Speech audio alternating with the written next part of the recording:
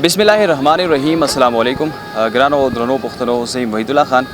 ګران ملګرو د کوړک کې موجود ما شاته د کوړک د پل چې دا تاسو ولیدو په دې باندې مختلف قسم بیانونه په اخبارات کې په سوشل میډیا باندې مخکې ډیر ځلې موږ ورکړي دي چې دا پل چې دا تنګ دی دا د دوړو طرف نه د عام د رفت لپاره ډیر زیات تنګ دی. په دې باندې دوه ګاډي په یو ټیم باندې نشي تللی. نن دلته کې یو ډیر افسوسناک واقعه مخې ته راغلی ده. یو ټرک چې د هغې بریک فیل شوی او د بره نه راروانو په دې اترای باندې او مخامخ 8 ګاډي والي دي. څه ګاډي چې دی بالکل خراب دي، څه پکې لږ خراب شوي دي، خلک پکې هم زخمیان دي. څه د عیني شاهدین وینا تر مخه څه کسان پکې سیریس هم دي، هسپتال ته منتقل شوي دي. زما سره په څنګ کې ولاړ دا ملګری چې دی دیم د یو ګاډي ډرایور دی، کوم ګاډي چې خراب شوی دی، او دا بل ملګری چې دی هم په ګاډي کې موجود و او څه وخت چې دا اکسیډنټ وشو د دې ملګري نه تپوس کوم چې دا اکسیډنټ څنګه وشو. السلام علیکم. وعلیکم السلام. نوم راته وایي خپل؟ امان الله مې نوم دی، د منګورې ما. دا حادثه څنګه مخته راغله دا راته وایي؟ د ټرک شاته نه را روانو او د دې هغه وینا مطابق هغه خو چې بریک پیل شوی دی، خو بیا هم لږه لوډ ګاډی نو په بریک باندې کم ځای رامنې کېږي. بل زموږ د پل دی تنګ و، زموږ د پل تنګ دی نو روډ بند او د هغه سایډ چې هغه راغلی یا بریک کار کړی یا نه کړی، خو راغلی د واته ګاډي په یو ځای وهلي دي. په یو ځای وهلي دي نو د زیات نقصان د هغې د لاسه شوی دی.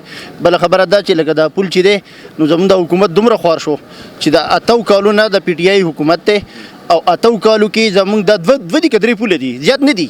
نو دومره خوار دی چې د ایم پی ایګانو اساسي ورځ ته ورځ بړاویږي او پلونه دي زموږ په دې حالي.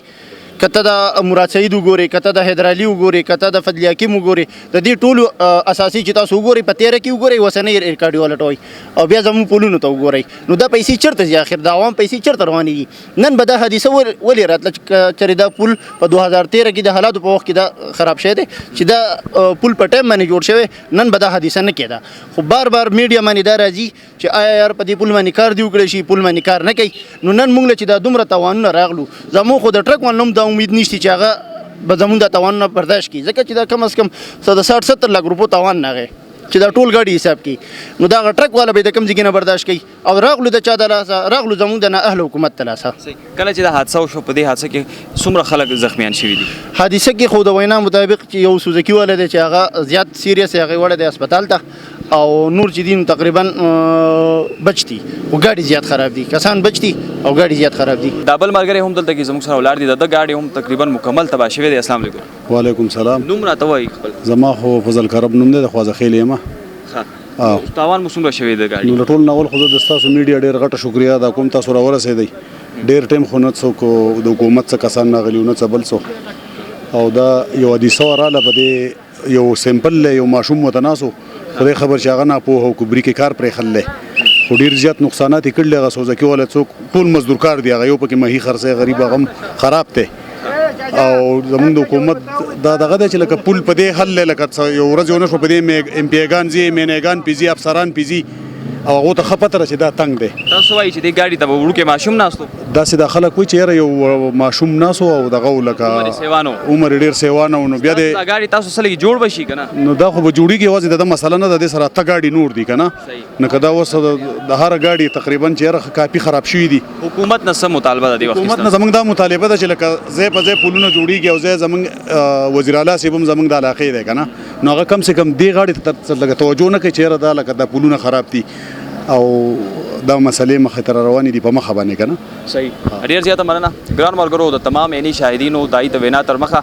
ګاډي دلته کې ولاړو په دې پل باندې په یو وخت کې دواړو طرف نه د ګاډو عام د رفت چې دی هغه ممکن نه دی، ځکه یو طرف ته ګاډي ودرېږي نو دغه وخت کې دا ګاډي ټرک چې کوم راغلی د بریک فیل شوی دی او په دې نورو ګاډو سره حادثه دغه مخې ته راغلی د نورو خلکو سره هم دلته کې خبرو اترو کوشش کوو. دا پل چې دی کنه دا د وخت نه ډېر وخت نه خراب دی. حکومت لا پکارو د دې باندې په دې کې دا درېیمه حادثه وشوه په دې ځای کې چې د یو ډرایور چې د پلین کوچ والا چې دی هغه اوس هم په ګټ کې پروت دی، د هغه خپې لاسونه د دې د لاسه خراب دي، د پل د لاسه، ولې چې دا پل تنګ دی. د کم وخت وشو ډېر وخت وشو، خو لکه د دې څوک اکشن نه لي او دا پولیس غریبانان ورته دلته ډیوټي کوي، ګنټه په ګنټه دا پل بني، دې ته هر مریض ولاړي، دې ته هر لوډینګ ګاډی ولاړي، او چې یو ورځ په لوډینګ ګاډی لاړ چې په دویم ورځ بیا خرابي. نو زموږ حکومت خو موږ سره نه څه تعاون کوي نه څه دغه کوي، د دې د لاسه زموږ دا ټول ماحول د دې طرف دا خراب دي. وزیر اعلی هم زموږ د ځای دی، هر څه دی، خو د دې سهولت نشته موږ ته. تاسو وایي چې دا پل دې غټ کړی شي؟ دا پل غټ شوی، په دې کې به دا حادثې ولې راتلې؟ یا ماشوم ناست دی، یا لوی ناست دی، یا ګاډي بریک پیل شو. نو د نور ګاډي په دې کې کمې حادثې شوي دي، هغې ګاډي بریکونه خو دې پیل شوي، خو د دې تنګ د وجې دا ځای خراب دی. منو کتونکو یو بل ګاډي ډرایور د لګي زما سره ناست دی. دا حادثه هم د دوی د سترګو وړاندې شوې ده او د ده ګاډي پکې هم تقریبا مکمل تباه دی. السلام علیکم. وعلیکم السلام. نوم راته ووایي خپل. جی زما نوم محمد کلیم. او د کوم ځای سره متعلق دی؟ مدین سره تعلق ساتي. جی حادثه ستاسو مخکې وشوه، دا راته ووایي دا حادثه څنګه وشوه؟ جی دا ټرک نه د پیتا موټر سره اورټیک مې وکړ، را روان وم. ټرک ډېر بې کنټروله را روان او کلنډر ورته ناسو. څنګه چې موږ دې ته دغه شو نو بیا زه خبر شوی نه یم، زما شاته سوزکۍ و، سوزکۍ ماله راغی، بیا دا ټرک راغی، زما ګاډی راوچوړلو او چې په موقع باندې موږ وکتو سوچو صاحب هم راغی، نو کس چې اوس کم چې ورته ناست و هغه وړوکی و. عمر یې څومره تقریبا؟ څومره عمر به یې؟ تقریبا دغه 13-14 سال به یې. لکه شناختي کارت یې ملانو؟ نه ماشوم و. او جی او بریکې په بریکې ګاډی را کوز کړل، نو بریک بیا دومره ګرم کړو چې بریک کار نه کوم. بیا دا ډایو والا د ګاډي ته کېناست، هغه اوس دا خبر وکړه چې ګاډي بریک روغ موټ دی، هېڅ چل ولم نشته.